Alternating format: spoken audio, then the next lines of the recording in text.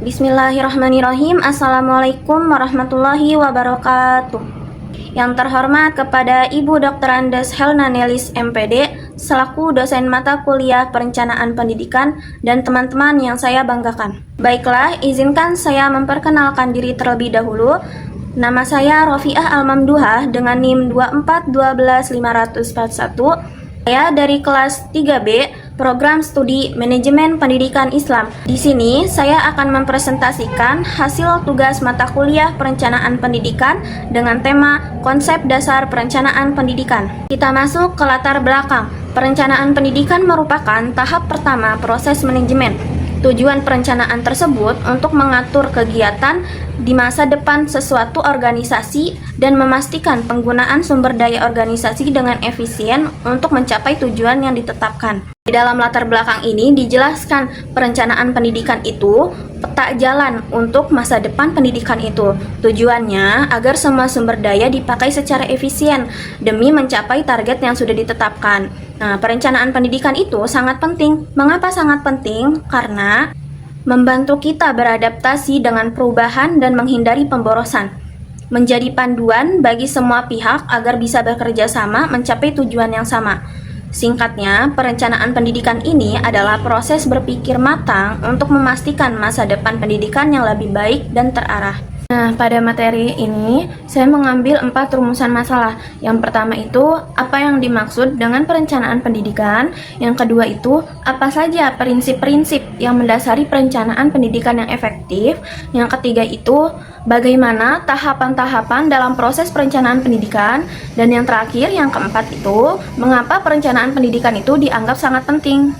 Yang selanjutnya yaitu pembahasan yang pertama, yaitu apa yang dimaksud dengan perencanaan pendidikan.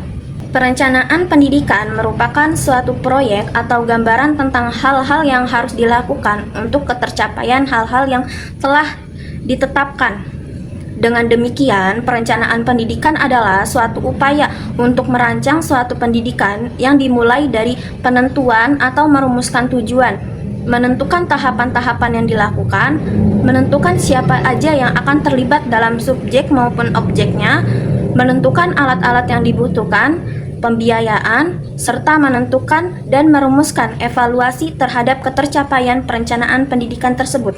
Nah, pada intinya, di sini itu hal-hal yang mencakup perencanaan pendidikan. Yang pertama itu menetapkan atau merumuskan tujuan, yang kedua itu menetapkan langkah-langkah yang akan dilakukan, yang ketiga menentukan pihak-pihak yang akan terlibat, yang keempat menentukan alat, biaya, dan subjek yang diperlukan, dan yang terakhir itu menentukan cara menilai dan mengevaluasi untuk memastikan tujuan itu tercapai. Masuk pembahasan yang kedua, yaitu apa saja prinsip-prinsip yang mendasari perencanaan pendidikan yang efektif.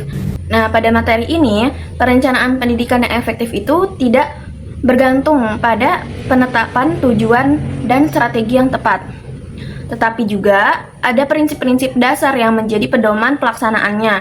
Prinsip ini memastikan bahwa proses perencanaan dapat berjalan lancar sesuai dengan tujuan yang ditetapkan.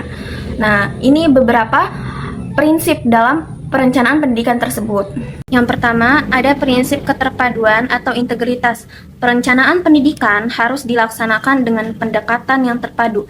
Semua komponen pendidikan seperti kurikulum, metode pengajaran, sumber daya, dan fasilitas harus saling mendukung dan berfungsi secara harmonis. Keterpaduan ini penting untuk memastikan seluruh sistem pendidikan bekerja efektif untuk mencapai tujuan yang ditetapkan. Prinsip yang kedua yaitu prinsip fleksibilitas. Pendidikan harus dapat beradaptasi dengan perkembangan zaman, perubahan teknologi, serta dinamika sosial dan budaya. Karena itu, perencanaan pendidikan harus bersifat fleksibel dan mampu menyesuaikan diri dengan perubahan kondisi yang ada. Perubahan tersebut berkaitan dengan perubahan kebutuhan masyarakat, perkembangan ilmu pengetahuan, atau tantangan global yang harus dihadapi. Yang ketiga, ada prinsip partisipatif. Prinsip partisipatif ini perencanaan pendidikan yang seharusnya melibatkan berbagai pihak terkait seperti pemerintah, masyarakat, tenaga pendidik, siswa, dan pihak lainnya yang memiliki peran dalam sistem pendidikan. Prinsip partisipatif ini memastikan bahwa semua pihak memiliki suara dalam menentukan kebijakan pendidikan, yang akhirnya akan meningkatkan rasa memiliki dan tanggung jawab terhadap keberhasilan pendidikan. Hal ini akan meningkatkan kualitas keputusan yang diambil karena melibatkan perspektif yang lebih luas. Prinsip yang keempat yaitu prinsip kesetaraan. Dalam perencanaan pendidikan harus memperhatikan prinsip kesetaraan, seperti memberikan kesempatan yang sama kepada semua individu untuk mendapatkan pendidikan yang berkualitas tanpa membedakan suku, agama, ras, ataupun status sosial. Dalam hal ini, pemerintah harus berusaha mengurangi kesenjangan yang ada, baik dari segi geografis, ekonomi, maupun sosial. Prinsip yang kelima yaitu prinsip berkelanjutan. Prinsip berkelanjutan ini harus diperhatikan baik dalam hal pengelolaan sumber daya maupun dalam pencapaian tujuan pendidikan jangka panjang. Prinsip ini mengharuskan perencanaan untuk memperhatikan dampak jangka panjang dari kebijakan pendidikan yang dilepaskan atau yang ditetapkan.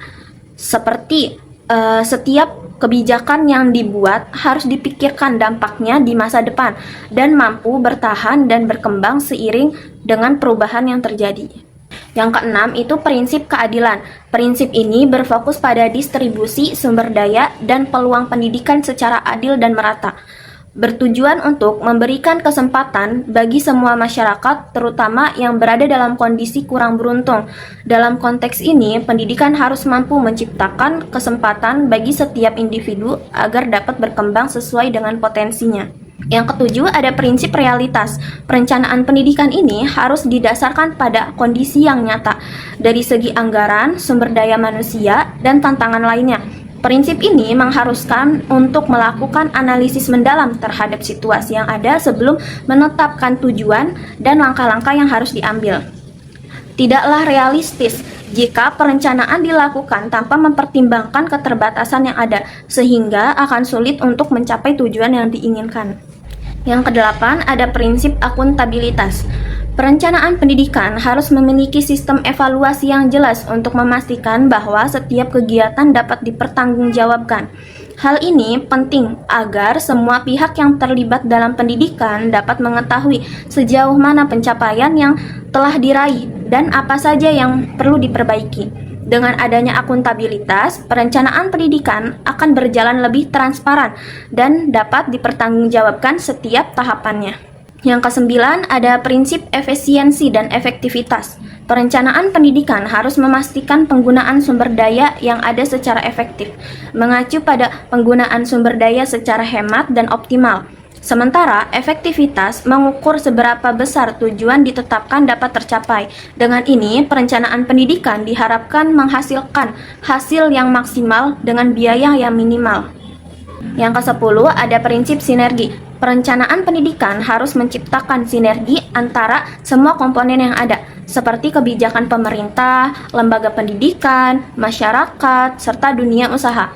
Semua pihak yang terlibat harus bekerja sama dan saling mendukung agar tujuan dapat tercapai maksimal. Prinsip sinergi sangatlah penting untuk menciptakan sistem pendidikan yang berkelanjutan dan mampu menghasilkan manfaat yang lebih besar bagi masyarakat. Nah, dengan prinsip-prinsip yang sudah dijelaskan tersebut, dengan mematuhi prinsip-prinsipnya, perencanaan pendidikan dapat dilaksanakan dengan lebih baik, terarah, dan dapat memberikan hal yang optimal dalam menciptakan sistem pendidikan yang berkualitas.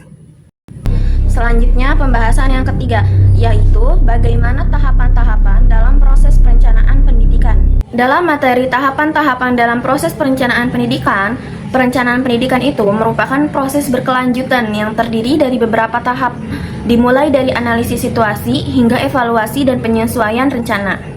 Setiap tahap ini berfungsi untuk menyusun strategi yang terarah agar tujuan pendidikan dapat dicapai dengan efektif.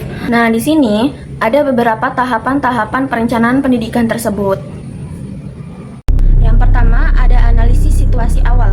Analisis situasi awal ini mengidentifikasikan kondisi, kebutuhan, dan sumber daya seperti guru, fasilitas, kurikulum yang ada untuk menemukan masalah dan peluangnya.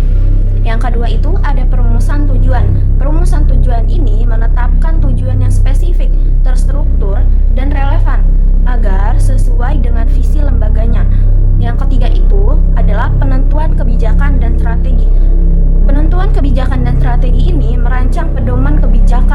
langkah-langkah strategi untuk mencapai tujuan yang telah ditetapkan. Yang selanjutnya ada implementasi rencana. Tahapan implementasi adalah pelaksanaan dari rencana yang telah disusun. Pada tahap ini, kebijakan dan strategi yang telah direncanakan mulai dioperasikan dalam kegiatan nyata, seperti pengajaran, pelatihan, atau pembinaan peserta didik. Proses implementasi ini harus diawasi secara ketat untuk memastikan bahwa semua langkah berjalan sesuai rencana dan dengan tujuan pendidikan. Pada tahap ini, koordinasi antar seluruh pihak yang terlibat sangat diperlukan untuk menghindari hambatan yang dapat mengganggu proses pelaksanaan. Yang terakhir, yang keenam, ada evaluasi dan penyesuaian rencana. Evaluasi adalah tahap terakhir dalam perencanaan pendidikan yang bertujuan untuk menilai keberhasilan implementasi rencana. Evaluasi dilakukan dengan menggunakan berbagai metode seperti observasi, kuesioner, dan analisis hasil belajar. Hasil dari evaluasi ini digunakan untuk mengetahui sejauh mana tujuan pendidikan telah tercapai dan untuk mengidentifikasi area yang perlu diperbaiki. Agar lembaga pendidikan, jika tidak ditemukan ketidaksesuaian antara hasil yang diperoleh dengan tujuan yang diharapkan, lembaga pendidikan dapat melakukan penyesuaian rencana tersebut bisa efektif di masa depan. Nah, evaluasi juga membantu memastikan berkelanjutan perencanaan pendidikan dengan memungkinkan adanya perbaikan dan peningkatan. Secara keseluruhan, tahapan-tahapan perencanaan pendidikan itu membantu lembaga pendidikan dalam menyusun langkah-langkah yang sistematis untuk mencapai tujuan pendidikan. Tahapan ini memberikan kerangka kerja yang terstruktur, sehingga lembaga dapat merencanakan, melaksanakan, dan mengevaluasi proses pendidikan dengan lebih efektif dan efisien. Baiklah, kita masuk ke pembahasan terakhir, pembahasan yang keempat, tentang mengapa perencanaan pendidikan itu dianggap sangat penting. Nah, di sini, kenapa perencanaan pendidikan itu dianggap penting? Karena perencanaan pendidikan itu merupakan kunci untuk mencapai tujuan pendidikan. Yang pertama itu, pendidikan sebagai ujung tombak keberhasilan. Pendidikan adalah modal utama sebuah bangsa. Jika pendidikan suatu negara maju, maka bangsanya akan maju. Sebaliknya, jika pendidikannya gagal, maka kemunduran dan ketertinggalan bisa terjadi. Yang kedua, perencanaan itu memberi arah. Rencana membuat tujuan pendidikan kita jelas. Kita menjadi tahu apa target yang ingin dicapai, metode apa yang paling efektif, dan langkah-langkah apa yang harus diambil. Dengan begitu, setiap upaya yang dilakukan akan terarah dan tidak akan sia-sia. Yang terakhir ada menentukan masa depan. Manusia punya kemampuan untuk merencanakan masa depan yang lebih baik. Perencanaan pendidikan ini membantu kita untuk mewujudkan masa depan itu dengan sadar dan terarah, bukan sekedar hanya mengikuti arus saja. Jadi, bisa kita simpulkan bahwa perencanaan pendidikan itu sangatlah penting, karena yang pertama, menjadi panduan dan pedoman untuk mencapainya tujuan. Yang kedua, memastikan setiap kegiatan pendidikan itu efektif dan efisien. Dan yang terakhir itu, membantu penghasilan sumber daya manusia yang berkualitas. Berikutnya yang terakhir ada kesimpulan.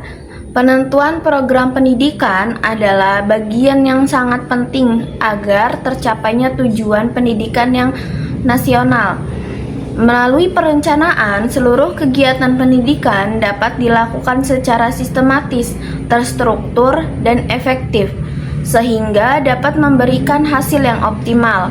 Penetapan program pendidikan tidak hanya sekedar menyusun tujuan, tetapi juga harus dilakukan analisa situasi, penetapan strategi, pengalokasian sumber daya, pelaksanaan, hingga evaluasi yang berkesinambungan. Oleh karena itu, penentuan program pendidikan dapat dipandang sebagai landasan utama dalam membangun generasi unggul, kompetitif, dan mampu menghadapi tantangan dunia di masa yang akan datang. Sebagai penutup, saya mengucapkan terima kasih yang sebesar-besarnya kepada Ibu Dr. Andes Helena Nilis, MPD, selaku dosen pengampu mata kuliah perencanaan pendidikan ini, yang dimana dengan ilmu yang disampaikannya, saya bisa menyelesaikan tugas ini.